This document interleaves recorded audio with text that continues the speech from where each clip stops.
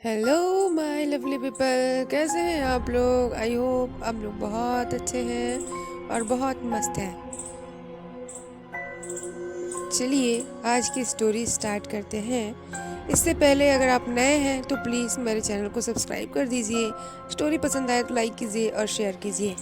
आज की स्टोरी है उलझे बालों वाली लड़की। शाम के 5 बज रहे थे। उसी वक्त मेरा मोबाइल बज उठा। सामने विक्रम था। हमेशा की तरह वह प्यार से बोला, जाने मन क्या कर रही हो। मैंने कहा, कुछ नहीं, बस अब ऑफिस से निकल कर पीजी जाऊंगी। तुम क्या कर रहे हो। और सामने से जो सुना उस पर विश्वास नहीं हुआ। विक्रम बोला, जान पैकिंग कर लो, हम घूमने जा रहे हैं। आज फ्राइडे है, मंडे भी ऑफ है, तो ट्यूसडे की छुट्टी ले लूंगा। तुम बस पैकिंग करो और रास्ते के लिए कुछ खाना पैक करवा लेना, मैं जल्दी पहुंचता हूँ। विक्रम भी ना सरप्राइज देता है कभी कभी। पिछले 1 महीने से इसी बात पर हमारी बहस चल रही थी। मैं उसे कह रही थी लॉन्ग वीकेंड आ रहा है, प्लान बनाओ, पर उसने अपने घर जाने की रट लगा रखी थी। हम दोनों ही गुड़गांव में जॉब करते थे, अलग अलग पीजी में रहते थे। हफ्ते में 3-4 बार मिल लेते थे, पर वीकेंड पे विक्रम का घर जाना जरूरी ही था। उसके पेरेंट्स उसका रास्ता देखते थे। मेरा अपना कहने को कोई नहीं था इस दुनिया में। मैं चाचा जी ने बचपन में पाला, पढ़ा लिखा दिया। जब वो नहीं रहे तो मैं उनकी फैमिली में एक अवांछनीय सदस्य बन के रह गई। इसलिए पिछले 2 साल से पीजी में रहने आ गई थी। यही विक्रम से मुलाकात हुई और कब मुलाकातें प्यार में बदल गईं पता ही नहीं चला। हम दोनों उम्र के 30 बसंत देख चुके थे। अब हमारे प्यार में लड़कपन नहीं था, एक गंभीरता थी, पर हम दोनों एक साथ लिव इन में रहने की हिम्मत न जुटा पाए। खैर, यह तो हुआ परिचय। अब अपनी कहानी पर आती हूँ। उस दिन जैसे मेरे पैरों को पंख लग गए थे। मैं बहुत खुश थी। विक्रम के साथ इतने दिन बिताने की कल्पना से ही मैं सिहर उठी थी।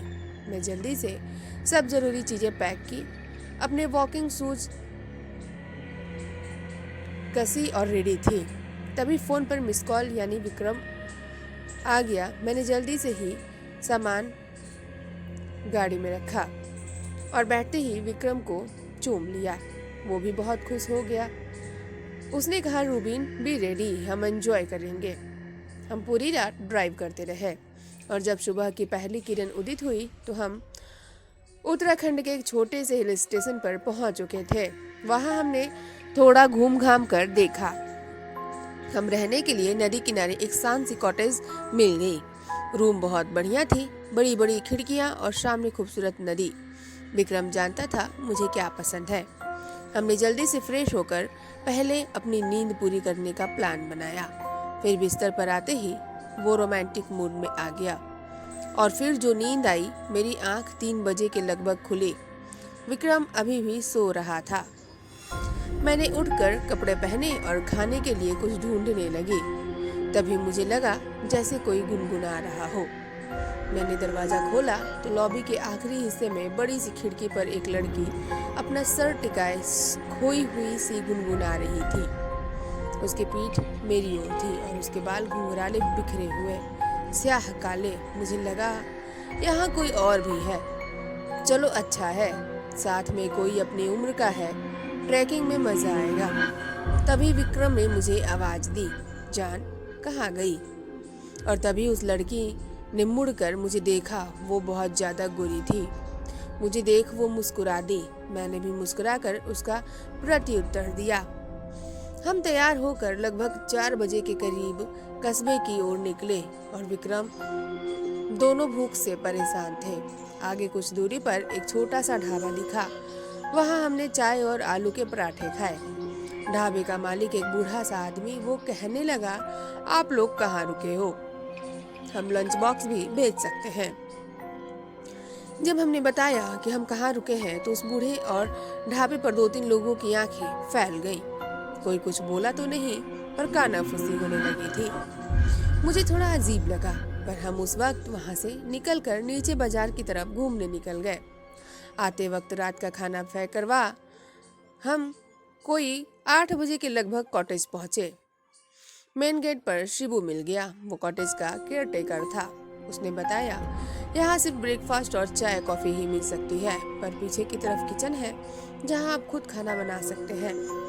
विक्रम मुझसे आसपास घूमने की जगह पूछने लगा और मैं रूम की तरफ बढ़ चली। लॉबी पर पहुंचते ही मुझे ठंडी हवा का एहसास हुआ। मैं चाबी अभी की हॉल में लगा ही रही थी। मुझे साथ के कमरे से धीमे संगीत की आवाज बहुत ही मधुर पर उदास सा मुझे अचानक वो लड़की याद आ गई। पीछे पीछे विक्रम था। वो कहने लगा, अंदर चलो, यहाँ क्यों खड़ी हो, एक राउंड और हो जाए। उसकी आंखों में शरारत थी। मैं बस उसकी आंखों में खो गई। मैं उसे दीवानों की तरह प्यार करती थी। मेरे लिए सिर्फ वो ही तो था। उसका प्यार जिस शर्त पर मिले मुझे मंजूर था।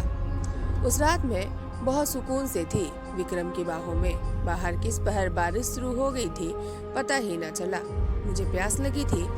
फोन उठाकर देखा तो रात के 2 बज रहे थे। बारिश की रिमझिम रात का सन्नाटा अलग ही दुनिया लग रही थी। मैंने विक्रम को देखा। वो किसी छोटे बच्चे की तरह सो रहा था। मैंने उठकर खिड़की खोली और बारिश की बूंदों को अपने चेहरे पर महसूस करने लगी। तभी साथ वाले रूम से किसी के रोने की आवाजें आने लगी। कोई आदमी जोर जोर से बोल रहा था और कोई लड़की रो रही थी। उनकी आवाजें स्पष्ट नहीं थीं, जैसे दबी दबी सी थीं। खिड़की बंद करने की आवाज से विक्रम भी उठ बैठा। कहने लगा, रुबीन, तुम रात को खिड़की क्यों खोल रही हो? यह कॉटेज नदी के पास है, जंगली जानवर भी आ सकते हैं। मैंने तब दिन में मिलने वाली वो बिखरे बालों वाली लड़की का जिक्र किया। मेरा ख्याल था वो कोई विदेशी है। विक्रम बोला, उन्हें छोड़ो, कल तुम्हें एक वाटरफॉल पे लेके जाऊंगा। अभी इधर आओ और मुझसे लिपट कर सो जाओ। सुबह बड़ा फ्रेश मूड था। हम जल्दी से नाश्ता करके वाटरफॉल की तरफ निकल पड़े। जाते जाते शिबू ने कहा, आप वाटरफॉल नीचे से ही देखिएगा, ऊपर चोटी पर मत जाइएगा। उस चोटी से फिसलकर बहुत लोगों की जान चली गई है। लगभग 3 किलोमीटर की ट्रैकिंग करके हम उस वाटरफॉल तक पहुंचे। वहां काफी चहल पहल थी। पर्यटकों के साथ साथ लोकल लोग भी थे। संडे जो था वाकई बहुत खूबसूरत जगह थी। हम भी वहां फोटो लेने लगे। वहां पर एक छोटा सा लड़का लगभग जला हुआ पतीला, मैगी और कुछ कोल्ड ड्रिंक की बोतलें लिए बैठा था। विक्रम ने उसे कहा, मैगी के साथ चाय पिला सकते हो? उसने कहा, हाँ।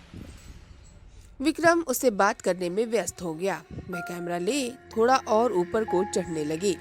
एक पतली सी उबड़ खाबड़ पगडंडी सी थी जो वाटरफॉल के साथ साथ चल रही थी। मुझे लगा जहाँ विक्रम बैठा है उसके शॉट ऊपर से जाकर लिया जाए, वाटरफॉल की बढ़िया पिक्चर आएगी। तभी थोड़ा आगे ही बढ़ी थी कि अचानक वो उलझे बालों वाली लड़की मुझे अपने आगे दिखाई दी। वो बहुत तेजी से आगे बढ़ रही थी। मैं लगभग भागते हुए उसके पास पहुंची। मैंने हाथ आगे बढ़ाया ही था कि वो पलटी। मैं सकपका गई। मैंने कहा, हेलो। वो मुस्कुरा दी। मैंने बात आगे बढ़ाते हुए कहा, आर यू अलोन हियर? उसने ना में सर हिलाया। उसका चेहरा गोल और बहुत गोरा था, पर आंखें एकदम काली। उसके बालों की तरह वो बेहद खूबसूरत थी। मैंने उससे पूछा, वेयर आर यू फ्रॉम? इस बार वो धीमी आवाज में बोली, मैं भी भारतीय ही हूँ। मैंने कहा, ओह, मुझे लगा आप विदेशी हो। वो हल्के से हंस दी। तभी मुझे ढूंढता हुआ विक्रम आ गया। मैंने परिचय करवाया, मैं रूबीन और मेरे हस्बैंड विक्रम। मैं झूठ बोल गई। उसने अपना नाम सारा बताया। विक्रम ने चाय पीने का ऑफर दिया, पर उसने मना कर दिया। वो चोटी की ओर बढ़ चली। जाते जाते विक्रम ने उसे बी केयरफुल कहा। वो पलटी और मुस्कुराते हुए हाथ हिला दिया। हम लगभग 2 घंटे वहीं बैठे रहे, पर सारा वापस नीचे की ओर नहीं आई। मैंने कहा, चलो बाजार घुमाते हैं, पर विक्रम का मूड कुछ और था। हम वापस कॉटेज पहुंचे। वापसी के सारे रास्ते विक्रम शरारत करते हुए आया था। कभी गले लगा लेता, कभी चूम लेता, कभी गोदी में उठा लेता। मुझे लग रहा था काश यह वक्त यहीं रुक जाए, हम हमेशा यहीं रह जाएं। जब मेरी नींद खुली, विक्रम बिस्तर पर नहीं था। मैं कपड़े पहनते हुए उसे आवाज देने लगी, पर कोई जवाब नहीं आया। विक्रम कहीं भी नहीं था। तभी बाहर लॉबी में कुछ आवाज आई। मैंने दरवाजा खोला तो विक्रम बाहर उस खिड़की के पास खड़ा था जहां मैंने सारा को पहली बार देखा था, उसी तरह सर टिकाए हुए। बाहर देखते हुए जनाब कहाँ खो गए। विक्रम पलटा और बोला, मुझे कोई उदास सी धुन सुनाई दी। उसका पीछा करते करते यहाँ आ गया। साथ वाले दरवाजा हल्का सा खुला हुआ था। मुझे जिज्ञासा हुआ सारा वापस आई कि नहीं। मैंने देखा तो रूम बिल्कुल खाली था। पलंग पर एक भी सिलवट नहीं, पर्दे लगे हुए। मुझे लगा सारा शायद चली गई। हमने डिसाइड किया आज डिनर खुद ही बनाएंगे। विक्रम ने शिबू से चिकन और वोडका ले आने को कहा। हमने कॉटेज के आंगन में आग जलाई, साइड में ही चूल्हा मंगा लिया। वोडका देख शिबू भी हमारे साथ बैठ गया। मैं चिकन पकाने लगी। रात बढ़ती जा रही थी। शिबू 2 पैक लगाने के बाद सेंटी हो गया था। उसने कहा, बाबूजी हमें भी दिल्ली ले चलो, अपने पास रख लेना, सेवा कर देंगे। विक्रम उसे समझने लगा, और तुम तो जन्नत में रहते हो, यहाँ काम ही काम है, आराम से रहो। आज तो कॉटेज में हम अकेले ही गेस्ट हैं। शिबू ने कहा, साहब पिछले कुछ महीनों से आप ही अकेले गेस्ट हो। मैं और विक्रम एक दूसरे की शक्ल देखने लगे। हमने कहा, अच्छा। एक और कपल भी था हमारे साथ वाले रूम में। आदमी को तो देखा नहीं, पर लड़की से मैं कॉटेज और फिर वाटरफॉल फल भी मिली। क्यों झूठ बोलते हो? शिबू का चेहरा सफेद पड़ गया। वो कुछ नहीं बोला। विक्रम ने कहा, क्या हुआ? शिबू अपना गला साफ करते हुए बोला, साहब मैं अपनी माँ की कसम खाता हूँ, आप यहाँ अकेले ही गेस्ट हो। आप आ गए, नहीं तो मैं खुद अपने गांव जाने वाला था। मैंने कहा, फिर वो लड़की कौन थी, कहाँ से आई? शिबू ने बताया इस कॉटेज के बारे में बहुत कहानियां फैली हुई हैं। यह बहुत पहले अंग्रेजों के जमाने में किसी साहब बहादुर का घर था और यहाँ कुछ मौतें हुई थी। तब से आसपास के लोग यहाँ आवाजें सुनने लगे, कभी कोई उदास सी धुन, कभी लड़की के गाने की, कभी रोने की। मेरा यह सुनकर खून जम गया था, पर शिबू हमें सांत्वना देते हुए बोला, साहब मैंने तो आज तक ऐसा कुछ देखा ना सुना, मैं तो रोज यहीं रहता हूँ, कभी कुछ नहीं देखा।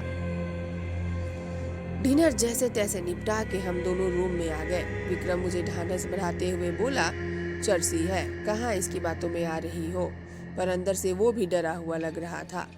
वोडका उतर चुकी थी और नींद भाग गई थी, और मैं और विक्रम इधर उधर की बातें करते हुए टाइम बिता रहे थे कि रात के 10 बज गए थे। बारिश शुरू हो गई थी। उसने माहौल को और बोझिल बना दिया था। बात करते करते हम कब सो गए पता ही नहीं चला। रात के किसी वक्त मुझे लगा जैसे मेरे ऊपर कोई झुका हुआ है। मैंने आंखें खोली तो सारा थी। सारा कंधों से पकड़कर मुझे उठा रही थी, मेरा नाम बार बार पुकार रही थी। उसकी आवाज किसी कुएं से आती हुई लग रही थी। मैं हड़बड़ा कर उठी। सारा मेरा हाथ पकड़कर मुझे खींचती हुई अपने साथ ले जाने लगी। डर के मारे मेरे गले से आवाज तक नहीं निकल रही थी। मैंने पीछे मुड़कर देखा, विक्रम बिस्तर पर ही था। सारा मुझे साथ वाले कमरे में ले गई। उस कमरे की शक्ल ही बदली हुई थी। हॉल के कोने में बड़ी सी चेयर पर एक अंग्रेज रोबिल सा आदमी बैठा हुआ वायलिन बजा रहा था।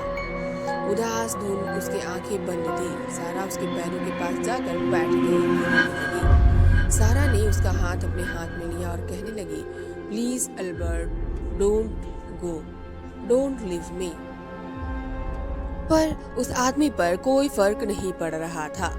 सारा का चेहरा लाल हो गया था। अचानक वो आदमी खड़ा हुआ और मेरी ओर बढ़ने लगा। मैं जड़ गई थी, जैसे मेरी आंखों के सामने कोई पिक्चर चल रही थी। तभी सारा के हाथ में न जाने कहां से बंदूक आ गई थी। सारा फिर बोली, अल्बर्ट स्टॉप। पर वो आदमी आगे बढ़ता ही जा रहा था, और फिर एक धमाका और ढेर सारा धुआं, और तब पहली बार मेरे गले से चीख निकली। विक्रम और शिबू भागते हुए मेरे पास आए। मैं उस कमरे में जड़ खड़ी हुई थी और लगातार चीखें जा रही थी। वहाँ कुछ भी नहीं था। विक्रम मुझे उठाकर अपने कमरे में ले आया, मुझे पानी पिलाया। मैं पसीने से भीग गई थी। वो बार बार मुझसे पूछ रहा था, क्या हुआ क्या हुआ, पर मैं कुछ बता नहीं पा रही थी। फिर कब मैं बेहोश हो गई पता ही नहीं लगा। जब मेरी आंखें खुली सवेरा हो गया था। विक्रम परेशान सा मेरे सिरहाने बैठा हुआ था। रूम के दूसरे कोने में शिबू दीवार से सर लगाकर ऊँघ रहा था। मैंने उठने की कोशिश की तो विक्रम ने मेरी मदद की। ऐसा लग रहा था जैसे मैं सदियों से बीमार हूँ। बहुत कमजोरी लग रही थी। शिबू शिबू को विक्रम ने काफी बनाकर लाने को कहा।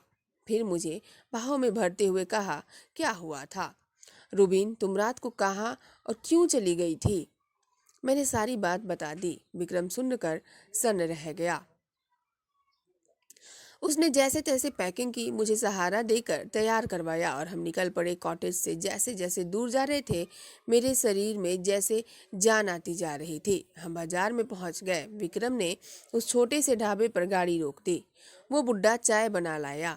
विक्रम और मेरी सफ़ेद शक्ल देखकर वो बोला, साहब हम तो पहले ही दिन आपको बताने वाले थे, पर शहर के लोग ऐसे बातों को कहाँ मानते हो। फिर जो उसने कहानी सुनाई वो इस प्रकार थी। यह बात उस जमाने की है जब अंग्रेज भारत छोड़कर जाने वाले थे। यह कॉटेज अंग्रेज अफसर अल्बर्ट के की थी। उसकी फैमिली इंग्लैंड में थी। वो लगभग 40 साल का हट्टा कट्टा आदमी था। कुछ साल पहले वो बंगाल से एक एंग्लो इंडियन लड़की सारा को अपने साथ ले आया था।